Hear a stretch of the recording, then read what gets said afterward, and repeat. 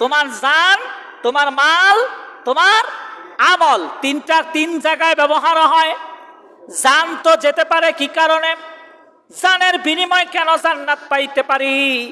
যদি দেশের মধ্যে ধর্মের জন্য যুদ্ধ করতে হয়, বর্তমান প্রেক্ষাপটে যদি এমন একটা পরিস্থিতি আসে, যে পরিস্থিতিটা ইসলাম রক্ষার জন্য যুদ্ধ করতে হতে পারে, এমন পরিস্থিতি আসতেও পারে, ঠিক কিনা?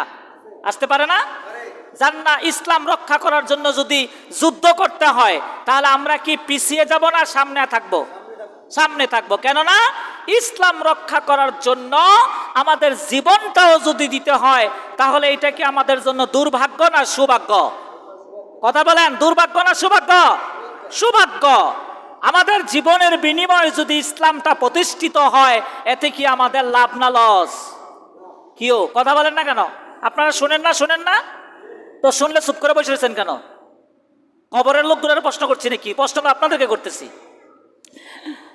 যদি লাভ হয়, তাহলে প্রথমটা মানলাম, আমাদের জীবনের বিনিময় জান্নাত পাইতে পারি যদি সেই জীবনটা আল্লাহর দ্বীনের জন্য দিয়ে থাকি। আল্লাহর দ্বীন প্রতিষ্ঠার জন্য যদি আমরা জীবন দিয়ে দেই, তাহলে এই জীবন দেওয়ার বিনিময়ে আল্লাহ তাআলা আমাকে আপনাকে শহীদিয়াতের মর্যাদা দান করবে। আর এই শহীদিয়াতের মর্যাদা হলো এমনই যে শহীদ মৃত্যুবরণ করার সাথে সাথে আল্লাহর জান্নাতের দরজাগুলো তার জন্য খুলে দেওয়া হয়। সুবহানাল্লাহ। জান্নাতের দরজাগুলো কি করে খুলে দেওয়া হয়? 2 নম্বর বিষয় হলো কি? মাল। এই মাল বলতে কি বোঝায়? মাল বলতে আমার সম্পদ। আমি যেই সম্পদগুলো অর্জন করেছি, সেটা টাকা পয়সা, জমি জায়গা হতে পারে, আমার সরিষা ফসল, যে কোনো সম্পদ হতে পারে। এই সম্পদগুলো যদি আমি সঠিকভাবে ইসলামী পন্থায় যদি আল্লাহর রাস্তায় ব্যয় করি, ইসলামী শরিয়া আইন মেনে যদি আমি এই সম্পদগুলোকে পরিচালনা করি, আল্লাহ তাআলা এই সম্পদের ব্যবহারের কারণে আমার জন্য জান্নাতের ব্যবস্থা করতে পারে। সুবহানাল্লাহ।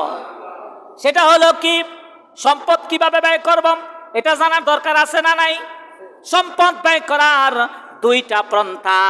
একটা হলো, যদি তোমার উপরে যাকাত ফরজ হয়, তোমার উপরে যদি যাকাত ফরজ হয়, তাহলে তুমি সম্পদে হিসাব করে যাকাতটা আদায় করার মধ্য দিয়া তোমার সম্পদগুলাকে আল্লাহ তাআলা হালালভাবে পরিপূর্ণতা দিয়েছে। সুবহানাল্লাহ।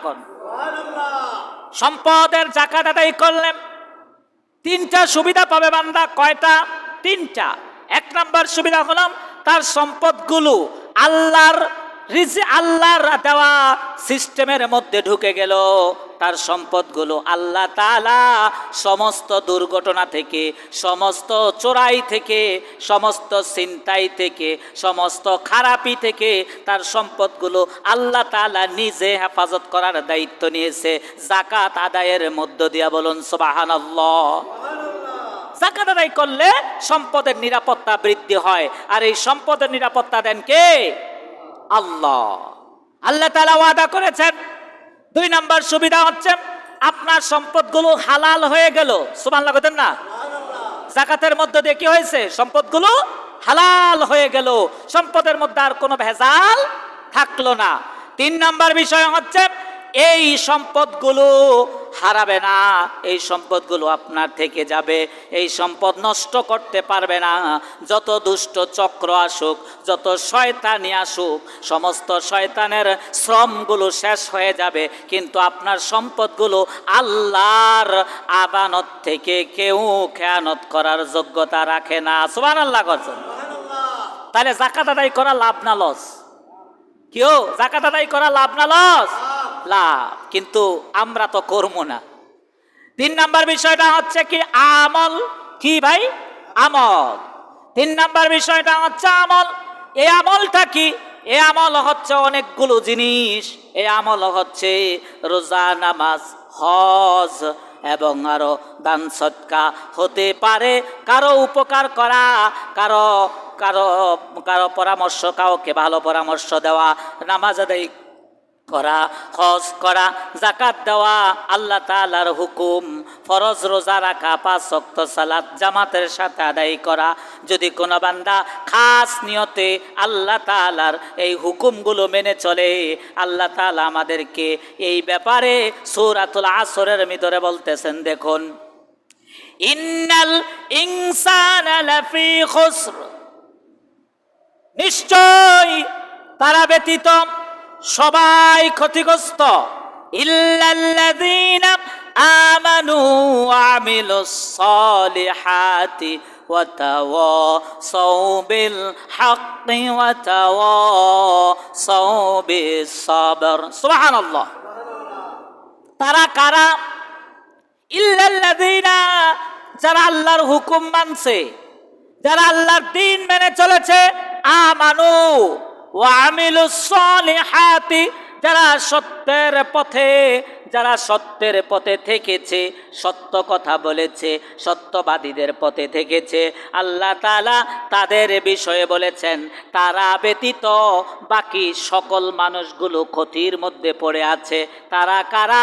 তারা হচ্ছে যারা বিপদেও আল্লাহর সাহায্য চায়, সুযোগেও আল্লাহর সাহায্য চায়, সব সময় যারা আল্লাহর সাহায্যের উপরে থাকে এবং বিশ্বাস রাখে, আল্লাহর হুকুম মেনে চলে, এবং বিল হক, যারা হক আদায় করে, হকের পথে থাকে, যারা কারো হক নষ্ট করে না, মানবের হক নষ্ট করে না, পশু পাখির হক নষ্ট করে না, জীবজন্তুর হক নষ্ট করে না, যারা সমস্ত হকটাকে সঠিকভাবে ইনসাফের সাথে বন্টন করে, তারা ব্যতীত আর যারা সবর, যারা বিপদে আপদে বালা মুসিবতে ধৈর্য ধারণ করে, আল্লাহর সাহায্যের জন্য অপেক্ষা করে, ধৈর্য ধরে আল্লাহর সাহায্য নিয়া তাদের কোনো টেনশন থাকে না, এরা ব্যতীত বাকি সবাই ক্ষতিগ্রস্ত। এরা যারা আছে, আল্লাহ তাআলা তাদের এই আমলের বিনিময়ে তাদের জান্নাতের ব্যবস্থা করে দিবেন। সুবহানাল্লাহ।